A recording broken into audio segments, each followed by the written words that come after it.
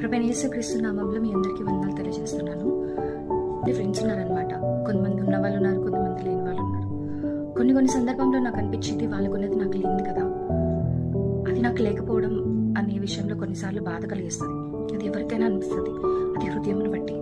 అయితే ఈరోజు నాకు ఉన్న విషయంలో నేను ధన్యురాలని చెప్పుకోవచ్చు. అది ఎలాంటిది అంటే, ఇక్కడ మనము సాము 8వ అధ్యాయము 34వ వచనం చూసుకుంటే, అనుదినమును నా గడప యొద్ద కనిపెట్టుకుని నా ద్వారముల యొద్ద కాచుకొని నా ఉపదేశం వినువారు ధన్యులు.